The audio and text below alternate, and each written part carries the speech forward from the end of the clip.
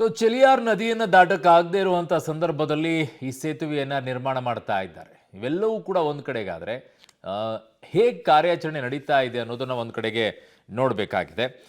ಕಾರ್ಯಾಚರಣೆಗೆ ಮತ್ತೊಂದು ಬದಿಗೆ ತೆರಳುವವರಿಗಾಗಿನೇ ಸೇತುವೆಯನ್ನೆಲ್ಲ ಕಟ್ಟಿದ್ದಾರೆ. ನನ್ನ ಸಹೋದ್ಯೋಗಿ ಕೂಡ ಅಲ್ಲಿಂದನೇ ಒಂದಿಷ್ಟು ಮಾಹಿತಿಯನ್ನು ಕೊಟ್ಟಿದ್ದಾರೆ, ನೋಡೋಣ. ಮಲೈ ನದಿಗೆ ಕೊನೆಗೂ ಕೂಡ ಬೃಹತ್ತಾದಂತಹ ಕಬ್ಬಿಣದ ಸೇತುವೆಯನ್ನು ಕಟ್ಟುವಲ್ಲಿ NDRF ತಂಡ ಯಶಸ್ವಿಯಾಗಿದೆ. ತಾವೀಗ ಗಮನಿಸ್ತಾ ಇದ್ದೀರಿ, ಇದು ಬೃಹತ್ತಾದಂತಹ ಕಬ್ಬಿಣದ ಸೇತುವೆ.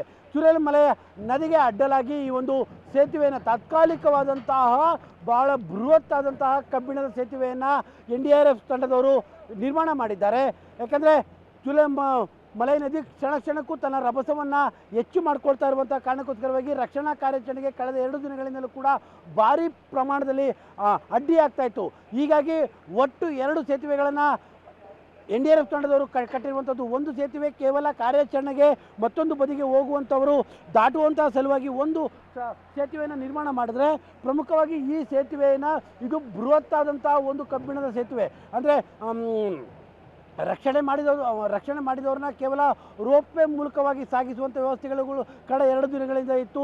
ಜೊತೆಗೆ ಸಿಕ್ಕಂಥ ಶವಗಳನ್ನು ಕೂಡ ರೋಪ್ವೇಗಳ ಮೂಲಕವಾಗಿ ಸಾಗಿಸಬೇಕಾಗಿತ್ತು. ಹೀಗಾಗಿಯೇ NDRF ತಂಡದವರು ಬೃಹತ್ತಾದಂತಹ ಈ ಒಂದು ಕಬ್ಬಿಣದ ಸೇತುವೆಯನ್ನು ಈ ಒಂದು ಚುರಲ್ಮಲೆ ನದಿಗೆ ಅಡ್ಡಲಾಗಿ ಕಟ್ಟಿದ್ದಾರೆ. ಇದು ಅಂತಿಮವಾಗಿ ಇನ್ನೊಂದಿಷ್ಟು ಅಂತಿಮವಾದಂಥ ಕೆಲವು ಕಾರ್ಯಾಚರಣೆಗಳನ್ನು ಕೂಡ ಈಗ NDRF ತಂಡದವರು ಮಾಡ್ತಾ ಇರುವಂಥದ್ದು.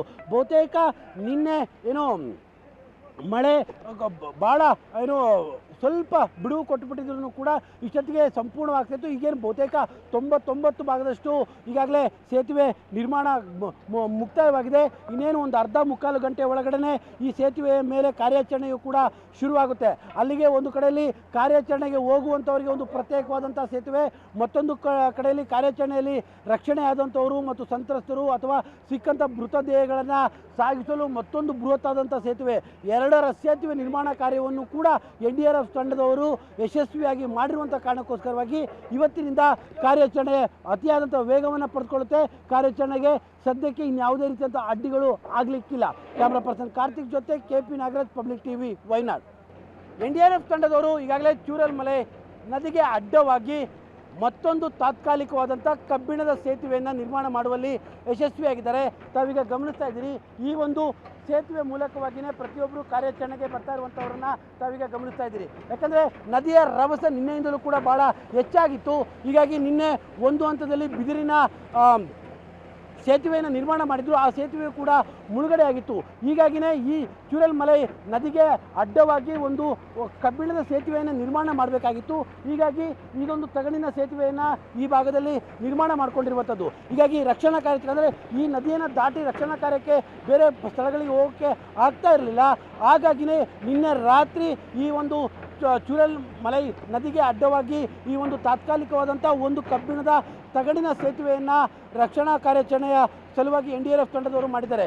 ಈ ಸೇತುವೆಯನ್ನು ಬಳಸ್ತಾ ಇರುವಂಥದ್ದು ಪ್ರಮುಖವಾಗಿ ರಕ್ಷಣಾ ಕಾರ್ಯಾಚರಣೆಗೆ ನದಿಯಿಂದ ಆಚೆಗೆ ಹೋಗುವಂಥ ಅವರು ಓಡಾಟ ಮಾಡೋದಕ್ಕೆ.